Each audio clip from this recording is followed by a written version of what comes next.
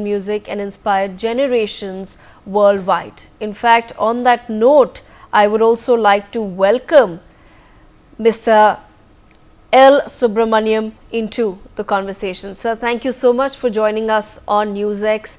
I was not able to do justice to what you are to the world of music, what you are to India and what you are to the world today. My apologies for that, but I will through our conversation try to shed some light on your achievements. Firstly, many congratulations on receiving the Padma Bhushan, sir.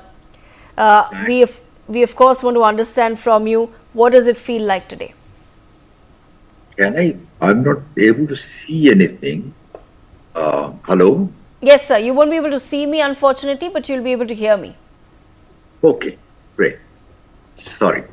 Can you repeat the question? Yes, I of course began by congratulating you, sir, for receiving the Padma Vibhushan.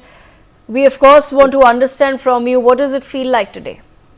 No, it's a wonderful feeling because I think I'm not only thinking of me getting Padma Vibhushan, I'm thinking from the angle Indian violin is being recognized and for the first time given the Padma Vibhushan award for Indian violin. And also indirectly, I think because of my father's opinion was to make the Indian violin internationally known as a global solo instrument. Before that, Indian violin was an accompanying instrument mostly, and they also played solos. But outside India, they thought we were playing ethnic or folk music sitting down on the floor. He changed the whole status. His dream was to make the Indian violin played in all the major concert hall, Royal Albert Hall, Sydney Opera House, everywhere, and then get the recognition. So now, thinking back, his idea, his vision, everything, because he did everything, I'm collecting all the fruits.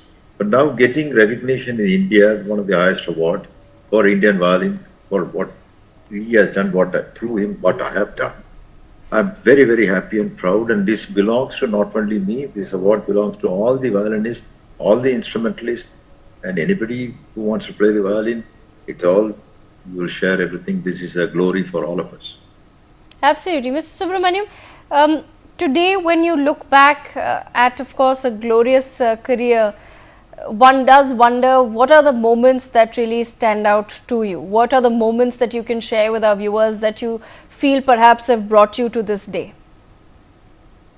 Initially, first of all, it was a very difficult decision because a lot of people, apart from my parents, a lot of my father's senior colleagues thought I should not quit medicine because I finished as a medical doctor in Madras, studied there. But then I want to switch over to music.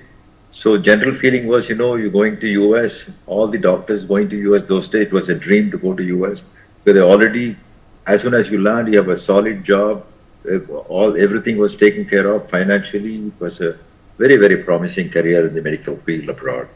Where, I said I want to do masters in music, writing, composition. So many people tried to convince my father to convince me not to continue music because they said most of the composers' compositions are heard after they are dead and gone. So he is trying to go to a field where he won't even probably listen to his own composition. So that was the thing. With that pressure and thought, but still my parents said, go ahead and do it. My only request from my father was, he didn't want me to play in the house concerts and everything. He said, we have to play in the major concert hall, make Indian violin globally known as a major solo instrument. So with that, it was a very uphill task. Initially, people thought we were playing ethnic music or folk music sitting on the floor, and only Western violin was considered, Occidental music was considered classical music. Everything else was not even considered classical music. They put everything under one carpet, world music. So I started creating the term global music and insisting that our music is also one of the oldest, probably the oldest classical system.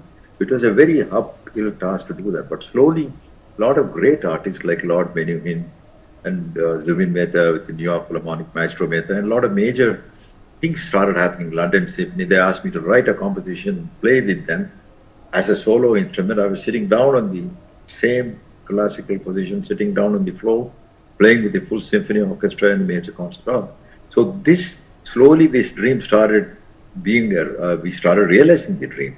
and playing with Lord Menuhin in the United Nations, where he sat on the floor with me, even though he helped. So it was a fantastic contrast as people seeing him sitting next to me, cross-legged, and playing with the violin, the position. So a lot of uphill tasks. But today, thinking back all those things and receiving the award as a recognition for the Indian violin, that too, I started my roots are Carnatic, South Indian violin, and knowing that it's the for the first time Indian violin we have got the uh, Padma Bhushan. I'm so happy and thankful to the government, and it's one of the most fantastic feeling, not only for me, for my family, and I feel that all the instrumentalists they all share in this award. Absolutely. At the same time, Mr. Subramaniam, you've also, of course, composed music for several films as well. If you can share perhaps some anecdote, what was a moment that you look back on today that you will carry on for the rest of your life? I have done different things. Basically, my root was playing Indian classical music. And then I started writing a lot of major orchestral compositions. Fortunately, more than 25 symphonic works have been written and published by one of the most well-known publishers, Short Publishing. So I think I've written the last 10th symphony was published recently. So writing all the symphonies for the orchestras gives me very great happiness. Written a lot of things with Kavita's voice and my daughter singing, with the full symphony orchestra and the choir. And we have a Lakshminarayana Global Music Festival every year. 33rd year we had it. In the past we have had 3 major orchestras bring them to India and performing in India and taking our Indian artists outside to perform and promoting youngsters promoting instrumental music. There are a lot of things I'm involved in. So I think I won't say that I'm going to do only this or only that. I need to take care of many things. I have also set up an institution, Lakshminarayana Global Center of Excellence in my father's name, where we are trying to raise a building, where we are giving very highly specialized bachelors, masters, and PhDs in music, where it is a crossover between college education, where you cannot read 200 textbooks and try to sing or play a raga. But if you practice 200 hours, you can probably play a raga. So the college education system till today has not produced great legends like M.S. Subbulakshmi, T.R. Mahalingam, or Palkat Maniyer, or Balamurali or Pandit Bhimsen Joshi. They don't have a piece of paper, but they were fantastic artists. So every student who's getting a gold medal in the college, till today I have not seen anybody comparable to these few people whom I mentioned. So our whole education system is to bridge a Gurukul system. I'm fully working on that with my wife Kavita, setting up the institute. The institute has been there. Already we have finished 3 BA batches and 2 MA batches.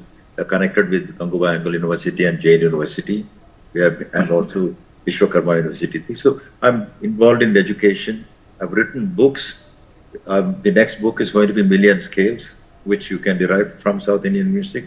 Recently, a book called Raga Harmony, which was published, just recently released, which talks about how you can write major symphonic composition using Indian ragas, the wealth of the Indian ragas, which is there, which is not even utilized fully.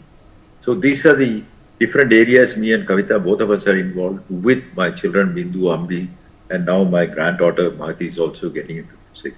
So I have a lot of things in the plates, try to concentrate as much as possible and share the burden with my wife and my children.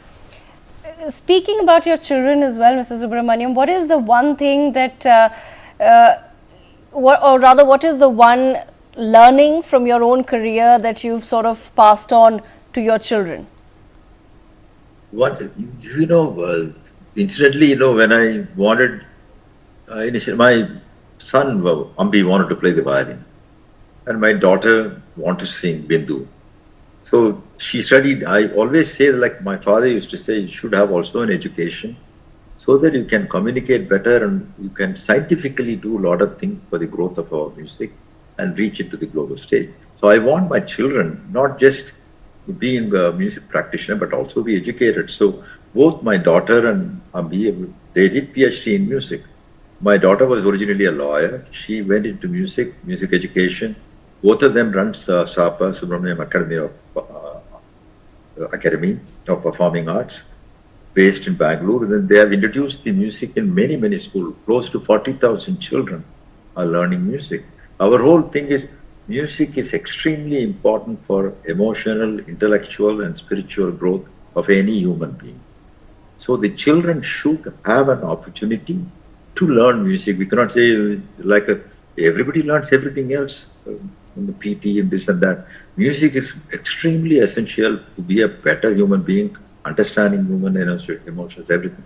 So my whole dream has to be to make sure that every child get an opportunity to learn music, enjoy music, so that will also give an emotional balance and spiritual base. Ultimately, whatever they want to do, this is not going to be an entrance.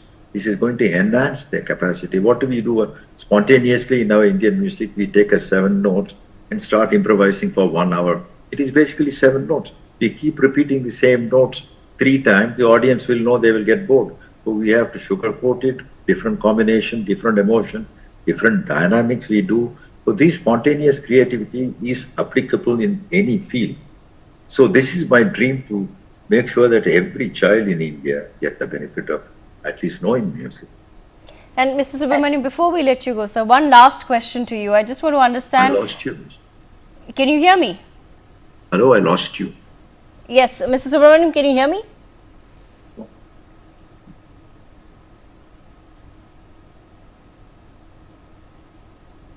Okay, I think, I hope we've not lost that line with Mr. Subramaniam. Sir, if you can hear me? Yeah, so can you repeat it now, please? Yes. Before we let you go. Yes, before we let you go, one last question, of course. What can your audiences now look forward to in your next phase, sir? Next phase, of course, every concert is a new experience for me, a learning experience. It's really an exam, because you cannot say that I played well 10 years back, last concert, last month, but every time they expect. So I need to keep my practice. I want to play different new compositions, which has not been recorded yet. So far, I've recorded hundreds of compositions, which my father taught me. I want that to be there, available for future generation. Now they can expect 2 different things. One, a lot of new classical composition, a lot of projects, symphonic projects with my daughter, Bindu, and of course, Kavita. I'm writing a lot of music with her. And also do classical concerts with my son, fusion concerts. So there are different types of music festivals I'm doing with my father's, as a tribute to my father. So they can expect different combination of different people and different music. Okay, all right, Mr. Subramaniam, once again, sir, thank you so much for joining us on NewsX. Our heartiest congratulations to you